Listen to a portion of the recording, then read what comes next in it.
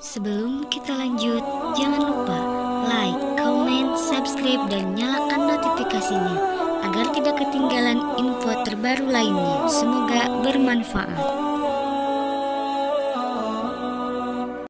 Bersyahadat tanpa paksaan, mu'alaf Juliane Proyset mengungkapkan, Islam agama yang rasional.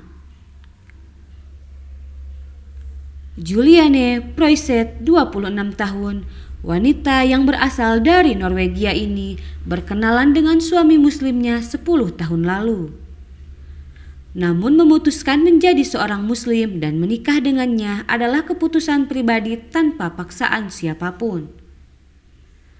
Sebelum memeluk Islam 5 tahun lalu, Juliane mempelajari Islam selama 9 bulan.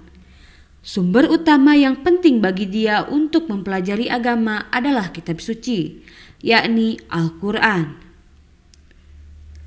Dalam akun YouTube pribadinya, Juliane berbagi kisah perjalanannya menjadi seorang muslim.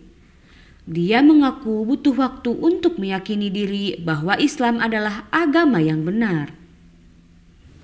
Kedua orang tuanya merupakan penganut agama yang taat. Meski demikian, tidak seperti penganut agama lainnya, dia dan keluarga terpaksa tidak melaksanakan ibadah di rumah ibadah. Ayahnya adalah seorang tentara yang harus bertugas untuk penyelamatan, sehingga dia harus bermukim di asrama khusus tentara. Aku hanya bisa mempelajari agama ketika sekolah minggu, ujar dia.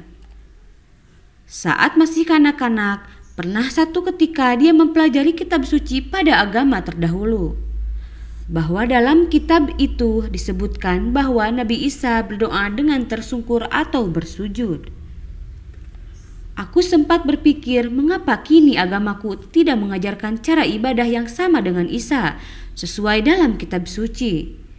Hanya saja pemikiran ini tak sempat saya pertanyakan kepada siapapun, tutur dia. Pemikiran itu pun terbawa hingga dia dewasa. Baru setelah bertemu pria yang kini menjadi suaminya, dia sering bertukar pikiran.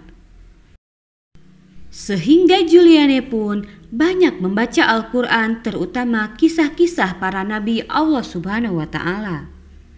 Lagi-lagi, dia pun membandingkan antara kisah nabi dalam kitab suci agamanya terdahulu dengan Al-Quran. Beberapa kisah yang menurutnya tidak masuk akal. Beberapa kisah nabi di agama lampaunya menggambarkan sosok yang melakukan banyak dosa. Sebutlah Nabi Dawud. Di agama lamanya disebutkan bahwa sebelum bertaubat dia pernah memperkosa dan membunuh seorang wanita. Demikian juga Nabi Nuh. Akibat anaknya durhaka dan tenggelam, dia pun mabuk-mabukan dengan alkohol. Padahal jelas di dalam kitab suci bahwa minum alkohol itu diharamkan. Berbeda saat membaca Al-Quran, seluruh nabi yang dikisahkan memiliki perangai yang mulia. Contohlah Nabi Dawud yang sepanjang hidupnya terus melantunkan zikir kepada Allah Subhanahu wa Ta'ala. Sehingga kitab Zabur yang diturunkan padanya pun banyak berisi tentang pujian-pujian untuk Allah Subhanahu wa Ta'ala. Selama 9 bulan lamanya, dia memperdalam pemahamannya tentang Islam, dan dia meyakini bahwa Islam adalah agama yang logis, bahwa semua kisah dalam Al-Quran dapat dijadikan pelajaran dan masuk akal. Ini karena banyaknya pertanyaan tentang kehidupan, mampu Al-Quran jawab meski dia tidak bertanya kepada ulama. Tepat 8 September 2018, Juliane memeluk Islam di Swedia, dan 1 bulan kemudian dia mengenakan jilbab sebagai salah satu kewajiban seorang muslimah. 1 tahun kemudian, Juliane pun menikah dengan pria yang berasal dari Malaysia. Ujian pun tiba. Dia diharuskan tinggal berjauhan dengan sang suami karena pandemi COVID-19. Juliane yang berprofesi sebagai konten kreator bersama sang suami pun berpisah setahun lamanya. Aturan di Norwegia cukup sulit untuk mengurus warga negara asing menetap sementara meski telah menikah dengan warga negaranya. Sehingga di tahun pertamanya menjalankan puasa Ramadan pun seorang diri. Berpuasa memiliki kesulitannya sendiri karena di Norwegia dia harus berpuasa selama 18 hingga 20 jam. Demikian juga ketika belajar sholat. Di 2 tahun pertama menjadi seorang muslim, dia belum berani untuk sholat di masjid.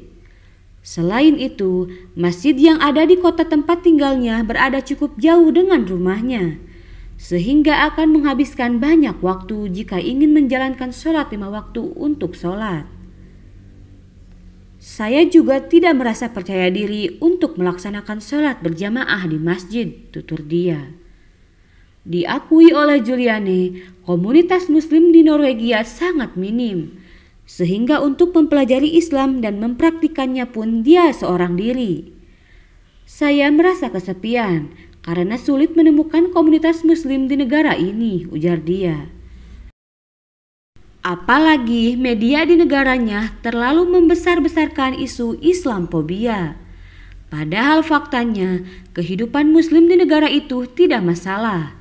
Hanya saja sebagai negara minoritas muslim, tentu perayaan muslim sangat minim.